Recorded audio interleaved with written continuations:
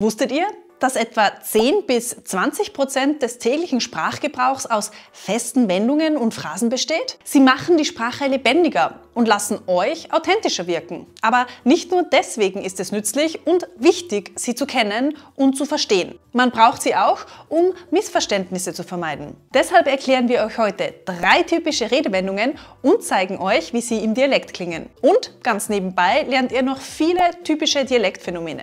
Los geht's! Grüß euch! Wir sind Nati und Verena aus Salzburg. Bei uns dreht sich alles um das Deutsch und das Leben in Österreich.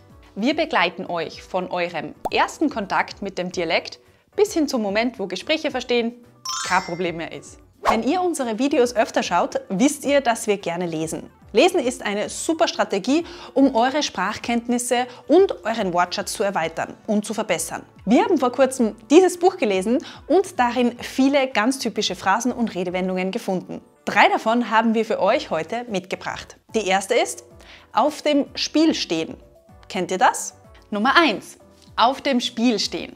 Die erste Redewendung, die wir euch zeigen möchten, sehen wir hier in diesem Abschnitt des Buches, weil hier viel auf dem Spiel steht. Die Redewendung auf dem Spiel stehen bedeutet, dass etwas Wichtiges für uns in Gefahr ist, also bedroht ist. Zum Beispiel könnten wir vielleicht etwas verlieren oder Schaden nehmen. Ein dramatisches Beispiel wäre, wenn jemand eine Operation machen muss, bei der es um Leben oder Tod geht. Dann könnten wir sagen, sein Leben steht auf dem Spiel.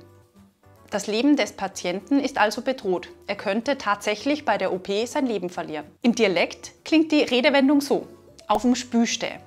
Oder oft auch mit der Kombination es steht viel auf dem Spiel. Was wir so sagen würden: Es steht viel auf dem Spü.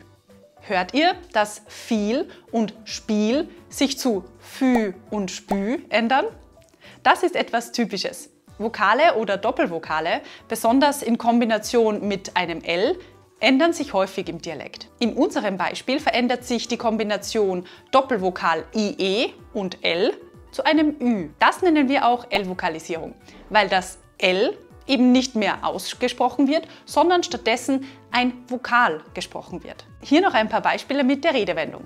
Überleg dir gut, ob du das Angebot annehmen willst. Da steht echt viel auf dem Spiel. Letztes Jahr war echt hart. Wir waren kurz vorm Konkurs. Es ist echt viel auf dem Spiel gestanden. Grüß euch! Möchtet ihr einen Dialekt besser verstehen?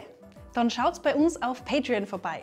Da findet ihr zu jedem Video ein PDF-Transkript und eine Audiodatei, das euch beides runterladen könnt. Und gleichzeitig unterstützt ihr damit unsere Arbeit. Das würde uns natürlich voll freuen. Nummer 2. Noch Luft nach oben sein. Hier sehen wir, gibt es noch Luft nach oben. Kennt ihr diesen Ausdruck? Wenn es Luft nach oben gibt, dann meinen wir damit, dass wir in einer Situation noch Verbesserungspotenzial, eine Wachstumschance oder eine Möglichkeit sehen, dass sich etwas zum Besseren entwickelt. Also, wir können die Redewendung immer dann verwenden, wenn wir sagen möchten, da geht noch mehr, da geht noch was. Oder im Dialekt, da geht noch was, da ist nur Luft nach oben. Hier verändert sich im Dialekt gar nicht so viel. Aber habt ihr bemerkt, dass wir statt ist einfach nur is sagen? Im Dialekt verkürzen wir es sehr oft und gern und das Verb sein in der dritten Person Singular reduzieren wir immer von ist auf ein is. Und ist euch außerdem aufgefallen, dass wir statt nach oben einfach noch oben sagen? Das A in nach wird zu einem O. Wir nennen das auch Verdumpfung. Das haben wir gerade auch bei dem Satz da geht noch was gehört, der im Dialekt wie da geht nu was klingt. Merkt euch das sehen wir beim letzten Beispiel gleich noch einmal.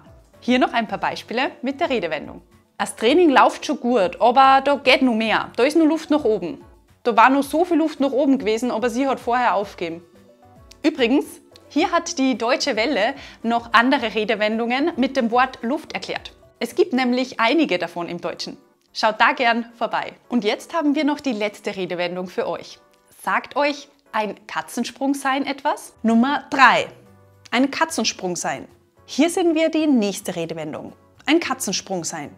Wenn etwas ein Katzensprung ist, dann ist etwas geografisch nicht weit von uns entfernt. Es ist sehr nahe oder es liegt in unserer Reichweite, unserer Nähe. Im Dialekt sagen wir dazu, ein Katzensprung sei. Hier haben wir wieder die Veränderung von A zu O von vorhin. Katze wird zu Kotz. Und seht ihr, was mit dem unbestimmten Artikel ein im Dialekt passiert?